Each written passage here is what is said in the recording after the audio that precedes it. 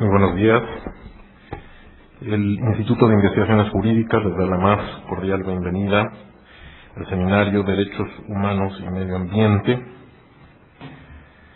que hemos convocado conjuntamente con la Secretaría de Medio Ambiente y Recursos Naturales.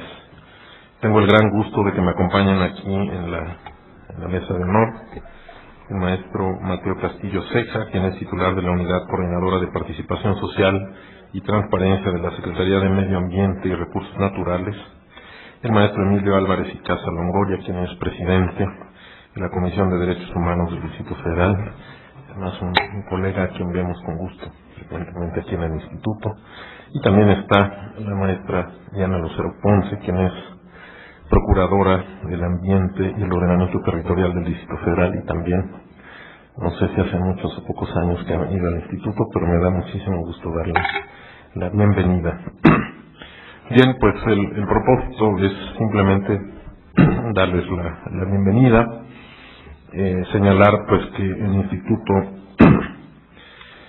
tiene interés siempre en los temas más relevantes de la agenda pública, y entre ellos pues sin duda están los derechos humanos y el medio ambiente, y mejor aún si tenemos un evento que va a explorar las relaciones, las interrelaciones entre estos dos campos del conocimiento y de la política pública. Sin más trámites, le cedo la palabra al maestro Castillo Ceja para que nos dirija un breve mensaje por parte de la Semarnat. Muchísimas gracias. Muchísimas gracias. ¿Sí suena? Sí. Bueno, ¿sí se escucha? Ya. Bueno, muchísimas gracias, Héctor, por darnos el cobijo en este arranque de esta reflexión de los vínculos del derechos humanos con el medio ambiente. Y quisiera, en primer término, expresarles esta satisfacción que nos da todo el equipo de la UPAS, de la Secretaría de Medio Ambiente.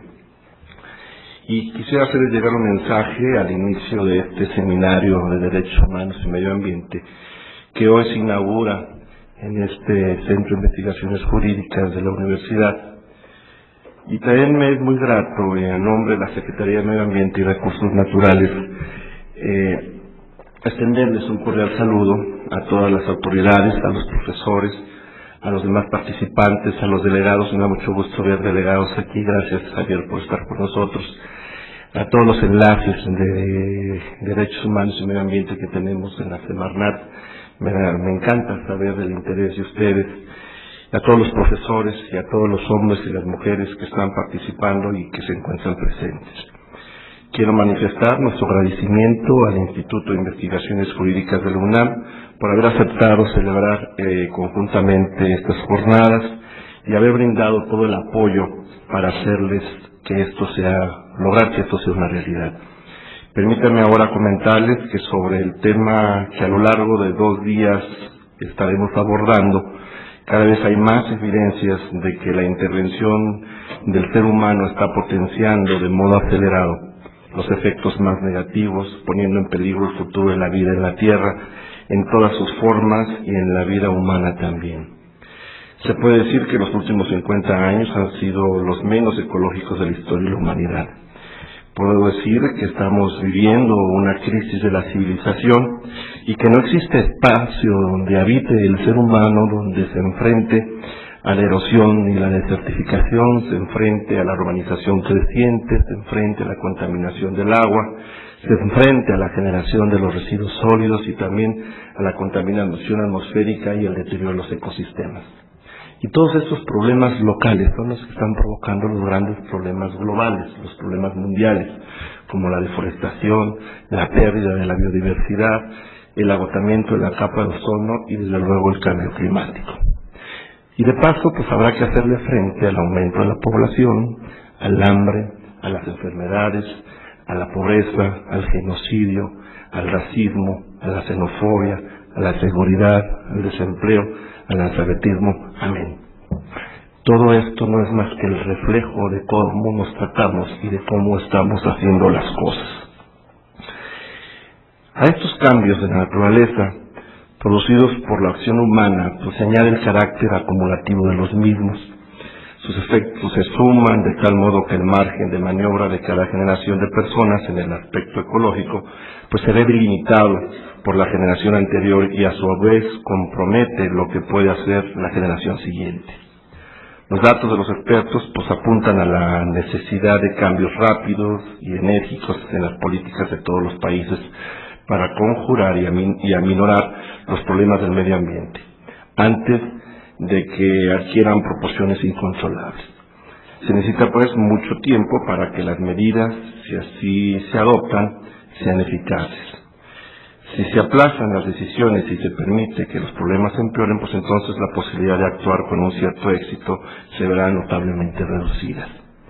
Las personas tenemos derecho a un medio ambiente sano que nos permita asegurar la vida y la de nuestros hijos y de las futuras generaciones, así como no padecer estas enfermedades que se pueden prevenir generadas como consecuencia de la intervención humana. Garantizar un medio ambiente sano pues requiere conseguir patrones de desarrollo sostenible y conservar la capacidad de producción de los ecosistemas naturales para las generaciones futuras. Ambos esfuerzos deben de ir acompañados de una serie de políticas encaminadas a paliar los daños al medio ambiente y desde luego mejorar la gestión de los ecosistemas. Este desafío presenta las dos dimensiones de interés en el tema de derechos humanos. Por un lado, hacer frente a la escasez de recursos naturales para un gran número de personas de los municipios con el menor índice de desarrollo humano en nuestro país, y por otro, pues, paliar estos daños del medio ambiente derivados del alto consumo que han tenido las minorías. El consumo puede entenderse entonces como un medio de desarrollo humano cuando no afecte negativamente el bienestar de los otros. Es justo para las generaciones futuras respetar la capacidad del planeta y estimular el surgimiento de comunidades productivas y creativas. Lo verdaderamente inmoral pues es el consumo superfluo, exhibicionista, materialista, que genera la exclusión desde luego y la humillación de quienes no satisfacen sus necesidades básicas. La prudencia muestra que la calidad de vida debería prevalecer sobre la cantidad de bienes. Tiene importancia por ello difundir que la vida buena, la vida feliz, no depende tanto del consumo ilimitado de productos del mercado como de unas relaciones humanas satisfactorias, del disfrute de la naturaleza, del sosiego, del tiempo y de la paz. No vivimos solos, eso es cierto, y somos la especie humana responsable de la muerte de más de 300 millones de seres humanos en el planeta. Y si no vivimos solos, tampoco, sino en compañía de quienes mueren de hambre y de enfermedades evitables, impedidos en su potencial desarrollo de capacidades humanas, quienes teniendo derecho al disfrute de los bienes, para su permanencia en la vida y para el desarrollo de sus capacidades, se les niega por quienes despilfarran los bienes comunes. El hecho de que ello ocurra indica no solo que existe una distribución no equitativa de las oportunidades económicas, sociales y políticas, sino también que se violan los derechos humanos. La pobreza no es solo la falta de ingresos, sino también de atención de la salud, del agua potable, del servicio de alcantarillado, de saneamiento, educación, acceso a la participación, acceso a la justicia, trabajo digno y seguridad, entre otros. Cuerdos, desde luego, y conscientes de nuestra responsabilidad, en la Secretaría de Medio Ambiente, a través de la Unidad Coordinadora de Participación Social, estamos impulsando la Estrategia Nacional de Participación Ciudadana, la cual plantea como misión incorporar en las políticas, programas y proyectos del sector ambiental el respeto de los derechos humanos y la diversidad cultural, la promoción de esta participación ciudadana, la inclusión de la perspectiva de género, el acceso a la información y la transparencia con el fin de alcanzar la sustentabilidad ambiental.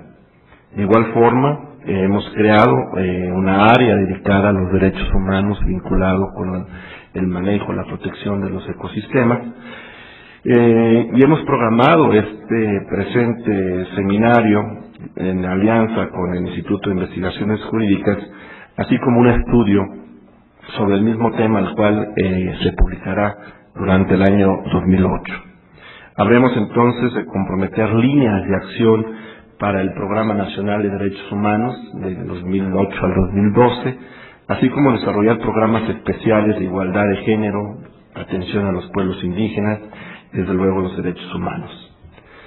El objetivo de ello será, por una parte, mejorar la gestión ambiental y, por la otra, facilitar el acceso a la justicia ante los órganos de protección y defensa de los derechos humanos nacionales y, desde luego, internacionales. No quisiera concluir mi intervención sin agradecer a los miembros de los consejos consultivos que hemos invitado, también a los representantes de las delegaciones de la Semarnat, a los servidores públicos del sector, a profesores, a investigadores y alumnos de esta Casa de Estudios, al presidente de la Comisión de los Derechos Humanos del Distrito Federal, Emilio Álvarez y Casa, gracias por acompañarnos.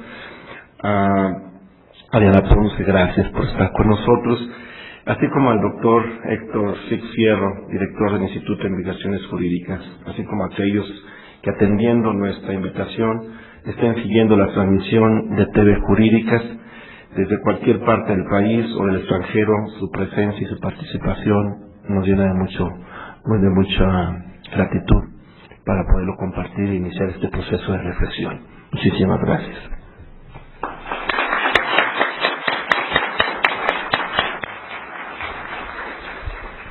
Muchísimas gracias. Le pido al maestro Álvarez y Casa si nos dice unas palabras, por favor. Muy buenos días. Es un gusto saludar. Y estos tipos de reuniones tienen al menos 3 méritos. El primero, el tema de la agenda. Que nos encontramos a discutir un tema que hoy por hoy me parece uno de los temas vitales de la agenda. El segundo, llegar a jurídicas, que es enormemente meritorio.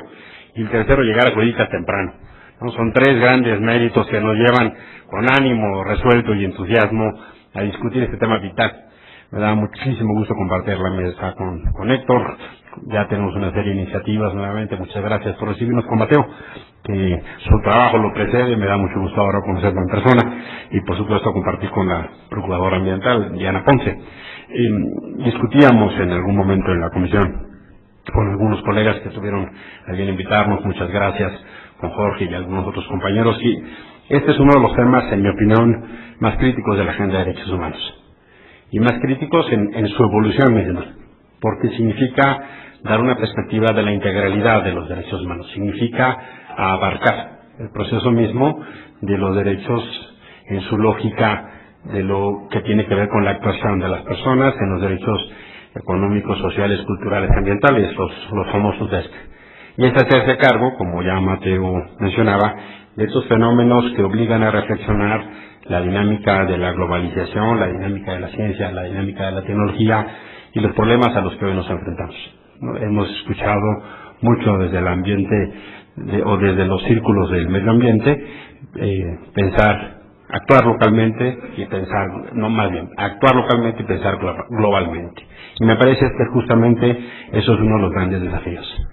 Porque hoy la agenda de derechos humanos va mucho más allá de solo en la relación con la policía y solo la relación que tenemos en particular con algunos casos de los derechos civiles y políticos. ¿Qué pasa con los reclusorios? ¿Qué pasa con los ministerios públicos? Todo eso es cierto, Todo eso es muy cierto. Pero hoy cada vez más consolidamos el concepto del derecho a un medio ambiente sano y ecológicamente equilibrado. Y eso significa claramente repensar no solo la agenda de los derechos humanos, sino también es un espacio muy importante para repensar lo público y lo político. Y lo público lo entendido en el espacio de la toma de decisiones. Y es ahí donde estamos viendo una enorme incidencia de la reflexión sobre el debate de lo que sucede en materia ambiental. Y también significa muy claramente repensar los derechos humanos. Significa ir mucho más allá de esa noción de garantías individuales, que no nos ayuda, por ejemplo, a entender los derechos de las generaciones por venir. Cómo construimos un concepto que permita ver o tutelar los derechos de quien no existe. Y justamente este concepto nos ayuda a darle muchísimo más fuerza y armonía, o intentar armonizar los instrumentos que el Estado mexicano ha firmado, y que muy lamentablemente en esta materia siguen pendientes. Hay muchas razones. Yo diría, la primera es la vida misma, que nos obligan a entrarle a estos temas. Muy lamentablemente, la humanidad es fiel militante de la pedagogía Golpesori, ¿no? Solo aprendemos a golpes, ¿no? Un amigo mío decía, mire Emilio, es que cada vez que se hace una ley para preservar una especie es porque está a punto de extinguirse. Si de por sí el derecho es la retaguardia de la realidad, el derecho ambiental es la última ventana de la civilidad. Es cuando la humanidad está a punto de despedazar algo. Y entonces surge la conciencia crítica, surge la visión racional que apuesta a la no destrucción. Y tenemos necesariamente que revertir ese fenómeno. Tenemos que construir que la locomotora del desarrollo sea la preservación del ambiente y el desarrollo ecológicamente equilibrado. Porque hoy parecen conceptos antagónicos. Y entonces se generan dinámicas como las que ya Mateo hablaba, que nos pueden llevar no solo a la destrucción, sino también hay una enorme cantidad de costos. Porque, muy lamentablemente, esta es la primera generación en la historia de la humanidad, en el largo horizonte de la humanidad, que puede concebir el fin del mundo si seguimos como vamos. Ya no necesitamos bombas, ¿no? O sea, somos tan imbéciles, perdónenme que lo diga así, que solitos, así seguimos como vamos, sin bombas, que eso ya es la estulticia, ¿no? Es la aberración total. Si seguimos como vamos, nos acabamos el planeta. Y eso entonces está llevando, sí, yo comparto lo que decía Mateo, a una crisis de civilización y a una crisis de modelo en términos de cómo entender no solo la existencia humana, sino el entorno, que desde muy distintas perspectivas nos llevan a entenderlo claramente como un derecho. Y lo que significa entonces el desafío en su esquema de justiciabilidad. ¿Cómo hacemos justiciable el derecho a un medio ambiente sano y ecológicamente equilibrado? Pregúntenle a la procuradora, ¿no?, los desafíos que tiene y los pocos instrumentos jurídicos, o pregúntenle a los compañeros de la Semarnat, ¿no? O sencillamente ven ustedes la Ciudad de México. Es un andamiaje institucional que recuerda a esos juegos de Mecano de cuando éramos chiquitos, ¿no? ¿Quién cuida qué? ¿Cómo la hace? Hay un andamiaje institucional mal logrado, que además en la ciudad se recrudece pues por todavía este problema no resuelto de las atribuciones federales y locales y la nueva construcción de instancias locales. Pero el problema es que las consecuencias están. Hace un par de años la Comisión presentó un informe del que hablaré más adelante, y las cifras más conservadoras sobre conservación del suelo, la preservación del suelo, conservación en la ciudad. Y las cifras más conservadoras nos hacían ver que perdíamos el equivalente a 500 canchas del Estadio Azteca al año en la ciudad, en el territorio del Distrito Federal. Y eso con todo lo que significa, porque más cemento es menos agua. ¿Y cómo afecta eso al sidro hídrico? Y justamente, bueno, estamos viendo los hundimientos. Es parte de ese problema. Lo que está pasando en Iztapalapa, lo que pasó en Miguel Hidalgo y lo que va a seguir pasando, ¿eh? Porque en la cuenca que existe en el oriente del Valle de la Ciudad de México está el mayor asentamiento humano de este país. Si juntamos el asentamiento de Iztapalapa, Chalco, Nuevo Chalco, Los Reyes, Iztapaluca, Nesa y parte de Catepec, tenemos casi el 10% de la población del país. Pero para que tengamos una dimensión del crecimiento, en 1950 Iztapalapa tenía 60,000 habitantes. 60,000 habitantes. En el año 2000 tenía más de 2 millones. Ese es el ritmo de crecimiento. En esta zona están asentadas casi 10 millones de personas. Y se toman una serie de decisiones, como si los límites administrativos se impusieran hasta el origen mismo de la Tierra, hasta el centro de la Tierra, como el cañón del Limno, se derretemos en el centro de la Tierra, y entonces las aguas se comportarán con ese mismo criterio. Y entonces en la Ciudad de México se decidió no construir, gracias al bando número 2, y entonces eso propició la explosión de crecimiento fuera en esas zonas metropolitanas. Entonces cuando vamos hacia Puebla, vemos toda esta nueva zona de unidades habitacionales que explotan la misma cuenca hidrológica. Y porque no se están tomando decisiones metropolitanas. Entonces, por supuesto que es un extraordinario desafío político. Porque hoy por hoy, para los habitantes de la zona metropolitana, las alternancias no necesariamente están generando más coordinación. En particular en el tema del medio ambiente, ¿eh? Por supuesto es crítico en temas como seguridad, salud, Sí. Pero este tema es extraordinariamente crítico. Entonces tenemos un desafío, porque a nivel federal tenemos el gobierno de un partido, en el Estado de México otro partido y en el Distrito Federal otro partido. Son las alternancias, en este particular, han significado la disminución de la vigencia de los derechos ambientales de los habitantes de esta zona del país. Y eso no puede ser. Porque lo que queremos es que el fortalecimiento de los derechos políticos implique el fortalecimiento de nuestros derechos económicos, sociales, culturales y ambientales. Así dicho, el concepto de ESCA, que tendrá que evolucionar con base a este concepto de la progresividad de los derechos humanos. Hoy todavía no va mucho en esta línea y utiliza más los de ESCA. Y se fundamenta en los instrumentos internacionales que para eso existen. Entonces tenemos justamente ese enorme desafío de armonizar el ejercicio de los derechos. Porque no se trata de uno en detrimento de otro. Que a veces cuando se dan estas discusiones en los foros de Naciones Unidas, hay Estados miembros que dicen, es que hombre, ustedes todo quieren. Quieren comer, quieren que no los torturen y además quieren tener agua, ¿no? Y además trabajo, ¿no? Pues sí, en realidad sí, tenemos derecho, es un derecho. Y los derechos de las personas son obligaciones de los Estados. Y por eso lo tenemos en el cuarto constitucional. Y ahí tenemos un derecho consagrado. Pero además tenemos distintos instrumentos internacionales. Tenemos el Pacto Internacional de los Derechos Económicos, Sociales y Culturales, ahí está el artículo 12. Tenemos el Protocolo Adicional de la Convención Americana sobre los Derechos Humanos en materia de derechos económicos, sociales y culturales, ahí está el artículo 11.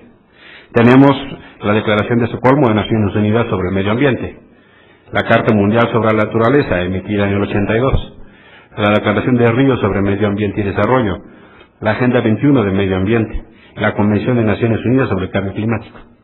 Este es uno de los temas más prolíficos en términos de instrumento en los últimos 30 años.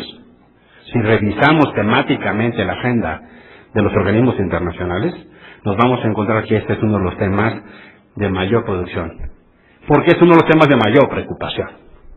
La comunidad internacional ha puesto el ojo del riesgo que significa continuar con lo que hoy sucede, y los datos son enormes, ¿no?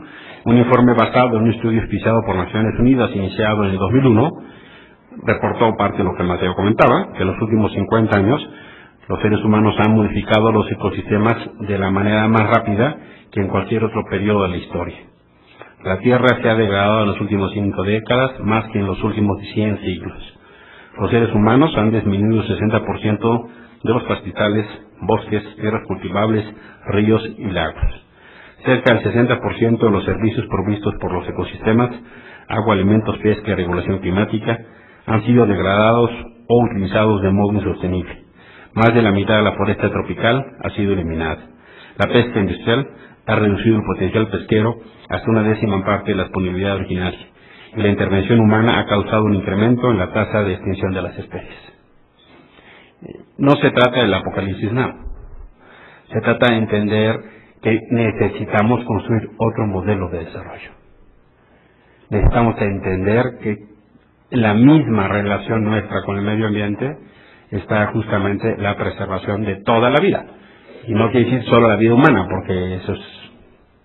de nada sirve que estemos en el síndrome Robinson Crusoe, solo nosotros, como especie humana.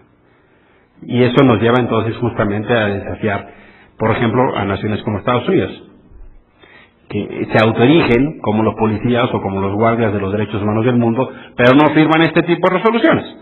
No firman el protocolo de Kioto, por ejemplo. O, por ejemplo, como dato curioso, el único país del mundo que no ha firmado la Convención de los Derechos del Niño es Estados Unidos. ¿Con qué autoridad moral vienen a hablar de derechos humanos? ¿Por qué? Porque justamente el centro del trabajo en derechos humanos tiene que ver con el principio de respeto a la dignidad de las personas. ¿Por qué hace 40 años hablar de derechos humanos era políticamente incorrecto? Era subversivo, rojillo, comunista, problemático, algo habrá hecho. ¿Y por qué hoy es correcto? Porque hoy no solo hay instituciones de Estado, sino instituciones específicas que tutelen derechos específicos. Y esencialmente se da porque el concepto de derechos humanos ganó la batalla ideológica. Y ganó la batalla ideológica no porque llenara plazas, y tampoco porque llenara urnas, sino porque fue un triunfo ético. Un triunfo ético fundado en la dignidad de las personas. Y en ese concepto ético es que está tomando tanta fuerza el tema del medio ambiente. Y por eso hoy concebimos el derecho a un medio ambiente sano y ecológicamente equilibrado. Y con pena digo, es que estos temas están siendo poco observados desde las propias agendas de derechos humanos. En la verdad de las cosas es que el movimiento ambientalista en todas sus vertientes es la que ha llevado el protagonismo y está cruzando por el movimiento de derechos humanos. Pero en realidad el movimiento de derechos humanos va muy a la saga. Vean ustedes la agenda de los organismos públicos. Vean ustedes las resoluciones de los organismos internacionales en esta materia y van a observar que hay poco trabajo. Por eso es tan importante que se incorpore como una prioridad. Y por eso, así como ha habido otros ámbitos donde se ha cruzado o se ha generado sinergia entre el movimiento de derechos humanos y el movimiento de mujeres, o entre el movimiento de la diversidad y el movimiento de derechos humanos, que va avanzando justamente en esta construcción de la no discriminación, es tan importante que se genere un cruce, una sinergia, una fuerza del movimiento ambientalista y el movimiento de derechos humanos. Porque tienen ambos un extraordinario potencial no solo del contenido ético, sino de la necesidad de llamar a la razón y a la preservación. Es ahí donde se da esta suma y esta sinergia que se junta de manera tan importante. En la Comisión hemos desarrollado un programa en particular que se llama el PRODEUMA, el Programa de Derechos Humanos y Medio Ambiente. Una de sus creadoras está aquí, Marina Cid. Ella nos ayudó, junto con algunas otras gentes, a concebirlo, y eso ha llevado no solo a intentar hacer una institución ambientalmente responsable, sino a asumir este tema como tema vital de la gestión, en función de la defensa, en función de la educación y promoción, y en función del fortalecimiento institucional. ¿Qué quiere decir eso? En defensa, emitir recomendaciones sobre la materia de informes especiales, ya les comenté el de suelo de conservación. Estamos haciendo ahora un informe sobre la calidad del aire, por ejemplo, en la Ciudad de México, con lo que eso implica, ¿verdad?, en términos de los derechos a los habitantes de la ciudad. Estamos generando un programa muy importante en materia de formación a nuestro servicio profesional. Tan es así que ya hay una visitaduría especializada en estos temas. Van a estar trabajando especialmente en estos temas. Y en materia de fortalecimiento, justamente todo este tipo de dinámicas. Termino. Una parte sustantiva de este trabajo tiene que ser por la generación de sinergias. Por eso agradezco mucho la invitación y también parte de la agenda que tenemos en la ciudad con la PAOT.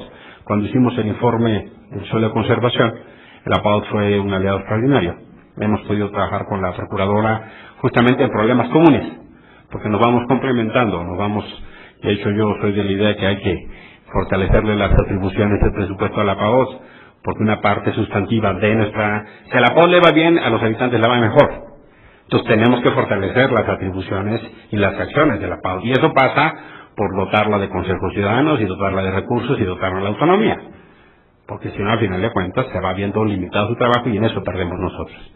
La verdad de las cosas es que sí estoy absolutamente convencido que en el futuro inmediato este será uno de los temas más críticos. No solo por el efecto simbólico de un Nobel y estas cosas, no. Los últimos Nobel han tenido que ver con este tema, sino por lo que está en juego. Entonces, felicito enormemente al equipo de promoción de la Semarnat, a la unidad coordinadora de participación social y transparencia, por ese empuje, ¿no? Es un tema de vanguardia y requiere justamente un esquema de alianzas. Qué bueno que Jurídica retoma este tema como tema vital de su agenda y les deseo los mejores éxitos en estos 2 días de trabajo. Muy buenos días.